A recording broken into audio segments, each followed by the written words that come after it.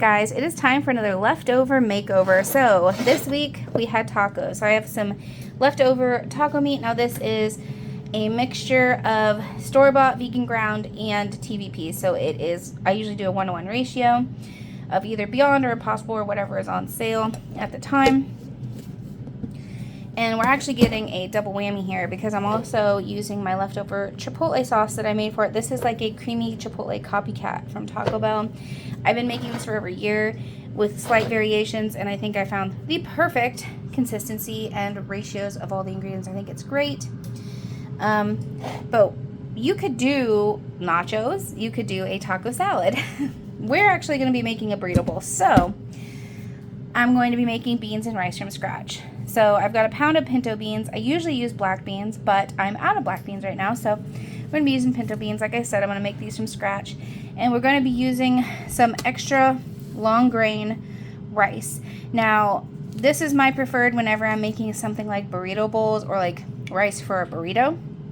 This is my preferred. You could also use other rice. I just prefer this one. I find that jasmine rice is just a little bit too short grain. And it gets a little bit too, I don't want to say sticky, but it just doesn't have the same texture. And then basmati rice is just a little too long, so I like this one. We're going to be using the chipotle sauce, like I said. We're also going to be making a chimichurri. We're making a cilantro lime rice. I don't know if I said that. And then I'm cooking these beans with, like, I'll show you how I cook them. But I've also got some veggies, because you can't have a burrito bowl without veggies. So don't mind this. This is for the chimichurri. But I've got seven bell peppers and 1 red onion. I'm going to slice them fajita style and roast them in the oven. And then these are going to go in the burrito bowls as well. Bonus recipe, because this is leftover makeover here, I have 2 of these tortillas. They're very small carb advantage. I don't like soft shell tacos. I don't eat soft shell tacos. I eat hard shell tacos, or I'll make like a vegan cheesy gordita crunch. I don't do these typically ever, but these were left over from the chicken, so I'm going to be using them. There's only 2, so I'm also going to show you how I make a little vegan taquito situation in the air fryer. But what we're going to do right now is I'm going to sift through my beans, rinse my beans, and prep the ingredients to go in my beans. And like I said, I'm going to pressure cook these beans in the Instant Pot. So I'm going to be using 1 yellow onion. This is a very small boy, but that's okay. And I've got 2 cloves of garlic here. You could use more garlic. I'm okay with it. And my secret ingredient, I'm going to be using this Better Than Bouillon smoky chipotle paste. So it's made with chipotle peppers, onion, garlic, and cumin. So it's got everything in there that I want already ready to go. So this is going to be the base for my beans. I'm also going to add salt too.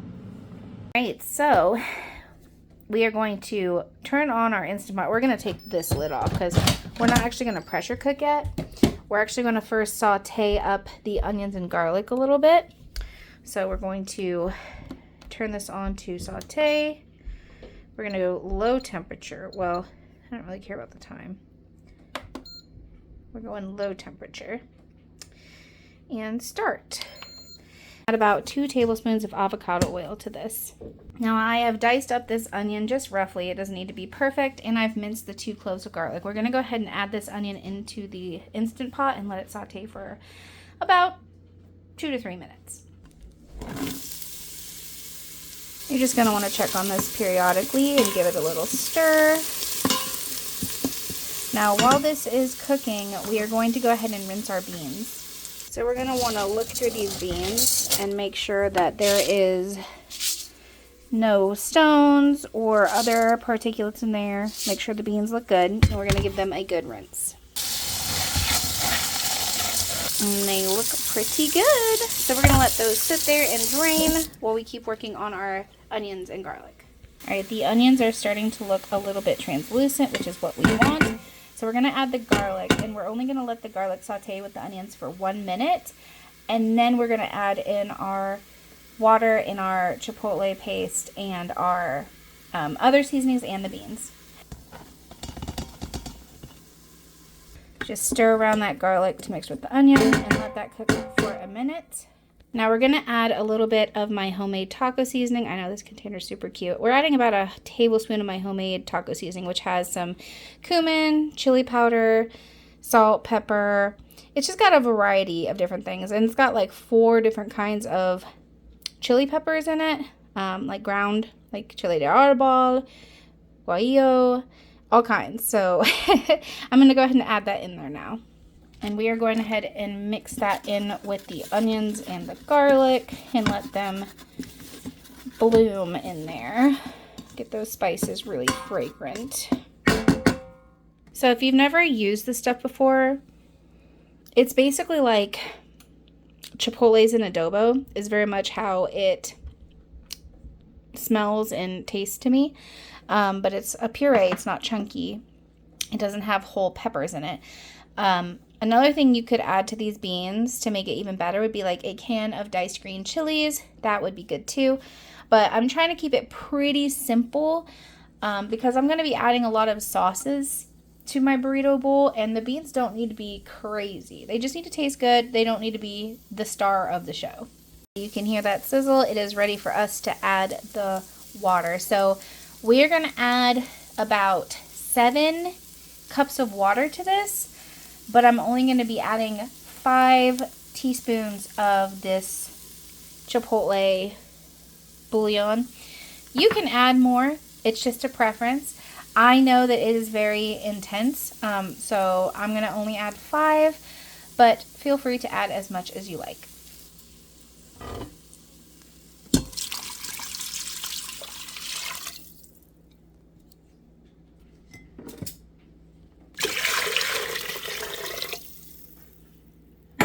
That is all of our water added. All right, I went ahead and added the 5 teaspoons of the chipotle better than bouillon. It smells so good right now. So I am going to add some salt to this as well. Probably, I don't know, like a teaspoon of salt. I'm not going to add a whole bunch, but I do want to have some salt in there. I'm not opposed to salt. If you are, you don't have to add any. But there is salt in my taco seasoning as well. So a teaspoon of extra salt should be fine. I'm going to add the beans now, and then we're going to put a bay leaf on top as well. All right, beans going in. There we go. Give that a nice little stirry stir. Looks good. And when you're using the Instant Pot, I guess I should mention, you don't have to soak your beans. You can. You can soak them so that they cook faster, but it's actually completely not necessary to soak your beans in the Instant Pot. All right, add our bay leaves right on top there. There we go. I'm going to cancel the saute. We are going to put this lid on now. And we are going to set it to pressure cook. Now, mine does have the beans function, but we need to adjust the time. We're going to cook this for 40 minutes on high. And start. Make sure that you have your thing set to not release your steam. And we are going to let this natural release. We are not going to manually release it. While I am waiting for my beans to cook, I really have to wait for that before I proceed, because we're also going to cook our rice in the Instant Pot. I'm going to show you guys how to do these little taquitos. So you can add cheese if you want. If you don't want to add cheese, you don't have to. You can keep it simple. You can do beans. You can do faux meat. You can do TVP. I'm actually going to do a little bit of the meat, a little bit of cheese, and a little bit of my chipotle sauce. So we're going to take a pretty hefty size scoop of meat for each of these, but I think I'm actually going to put the cheese down first. Scratch that. I'm going to put the chipotle sauce down first, just a little schmear, because it's got so much flavor. You guys really are going to love the recipe for this when I get it out. Just a light little schmear. I like a lot more, but if I want more, I can literally just dip it in this sauce. It is just that good. So a little schmear of sauce. And then we are going to add our meat. Just one big hefty scoop. You don't want to overfill it because then it will leak out your sides and you don't want that. All right, and then we are going to sprinkle some of this Daya cheese on top. Sorry, but is this a triple leftover makeover? Because I'm using the meat, I'm using my chipotle sauce, and I just used the rest of this Daya, so I'm 3 for 3 right now. So basically what we're going to do now is we're going to carefully roll these up. If you have a toothpick, using a toothpick to hold it together is a really good idea. I don't have toothpicks. I do have skewers. I might try that. But if not, you just roll them up as carefully as you can. We're going to spray them with a little bit of oil, and then we're going to air fry them at 425. We'll start at 5 minutes, and then we'll check it and see from there. All right, so I did find my little bamboo skewers. So I'm gonna spray these with oil, roll them up, skewer them, and air fry them. Now, typically I would use corn tortillas for taquitos, but that's just my family that likes soft shell does not like corn, so this is what we're working with. All right, let's air fry them. So it has dinged, but these are not crispy enough for my liking, so back in they go. Also, if you feel like spraying a little bit more oil on, go ahead. I just did that as well. We're gonna try to cook it for another 5 minutes.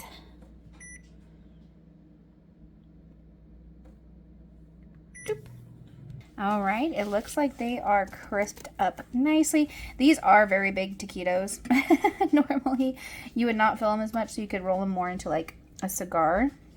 But those look pretty good. So we're gonna get these out and let them cool.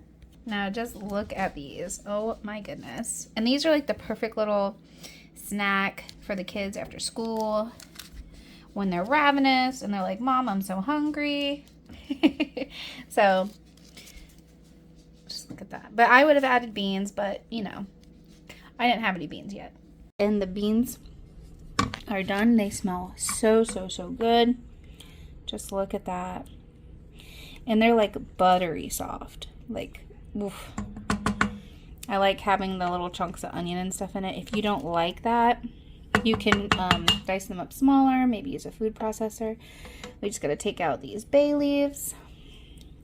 And I like to let the beans sit in their liquid. So I'm going to transfer this to a bowl. To remove the beans, actually, we're going to zest and juice a lime in here. And then we will cook our rice. I'm going to bother to clean this out. We're going to dump our rice in. We are going to rinse the rice, but I actually prefer to rinse it in the bowl. I know you're probably like, whoa, this is a different sink than it was earlier. Yeah, we just got a new sink. So yeah, it'd be like that. So we're just going to spray the crap out of this rice. Get it filled with water. Then we're going to agitate it with our hand. And we're going to do this about 3 times and then drain the water using our fingers. Alright, it got about 4 times for me to get the water to run clear from rinsing our rice. So now we are going to fill this with water, but we're going to fill it with water to where the rice will be flat in the bottom, and basically till we get to this first knuckle of our finger from touching the top of the rice. We want that much water on top. So I'll show you what that looks like.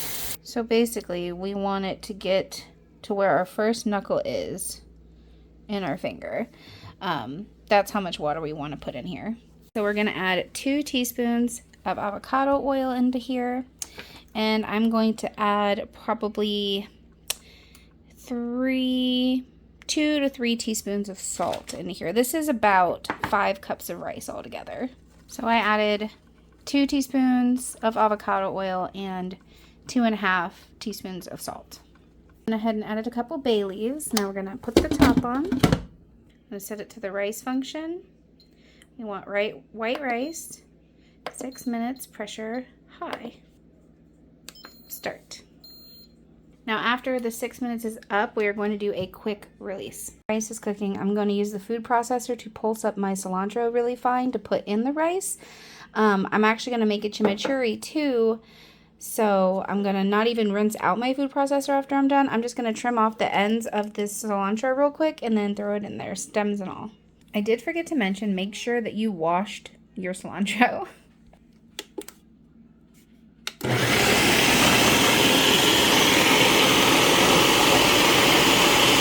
You might have to open it up and push the cilantro down occasionally. And basically, this is what you want your cilantro to look like. You want it to be really finely chopped up. You don't want to have any thick stem pieces. And we're going to set this aside for when the rice is done. Letting the rice release right now. I also added about 2 more teaspoons of salt to the beans because I thought it needed a little bit more something. Now for the rice, we are going to zest and juice 4 limes. So I added the cilantro and zested and juiced the 4 limes, and it is just perfect. So now we are going to work on making our fajita veggies. We're going to preheat our oven to 425. While that's preheating, we're going to work on our chimichurri sauce. So I didn't even bother washing this because we're going to add more cilantro, but we're going to add all of this cilantro, all of this flat leaf parsley, the zest and juice of maybe 3 limes. We're going to start with 2 and taste. We're going to add salt, olive oil, and this Fresno chili pepper. I hope it's a spicy one. We are also going to be adding balsamic vinegar. Now, typically you would use red wine vinegar. I don't have that, so most of the acidity is going to be coming from the limes. And then this is going to add a little bit of sweetness. I'm going to add some Mexican oregano and then salt and pepper. Also garlic. I forgot the garlic. So I'm going to add these 3 honkin' cloves of garlic. For doing a food processor thing like this, I would normally just add the garlic in whole. But I don't want huge chunks of garlic, so I am going to put it in my garlic press. And for the cilantro and the parsley, so I'm going to use all of this, which is a lot, but I'm not going to use the stems. I know it sounds tedious, but I do not want the stems in this because I want it to be very smooth. And the only chunks I want are the chunks that I really want. I don't want stems. So I'm going to pull off as many leaves as I can from these bunches. Also, make sure you wash them. So we're going to have 2 sheet pans worth of veggies. We're just going to lightly get some olive oil on these and some salt and pepper. I'm not really measuring this, but I'm trying to do like about a tablespoon to 2 tablespoons max. And I just cracked fresh pepper and salt on them, and I'm going to use my hands to mix it up. Now we're going to pop these in the oven. It's set to 425 in case you forgot. We're going to cook it for about 20 minutes and then check on it.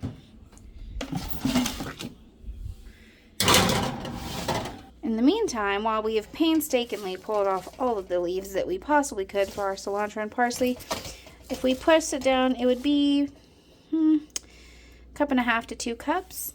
We've rinsed it. We're going to add it to our food processor. Now we're going to use our garlic press and press in our 3 hunky cloves of garlic.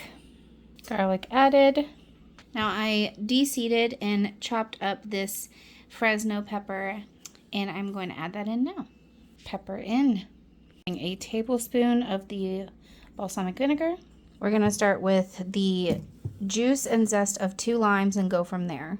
One more thing, we're going to add a half a teaspoon to a teaspoon of red pepper flakes, and then we're going to add a teaspoon of the dried oregano and salt and pepper. I'm going to add about a half a teaspoon of pepper and about a teaspoon of salt. Now we're finally ready to process this up. Make sure you have a really good olive oil that you like, and we are going to drizzle in about a cup of olive oil. I know it seems like a lot, but trust me, trust the process.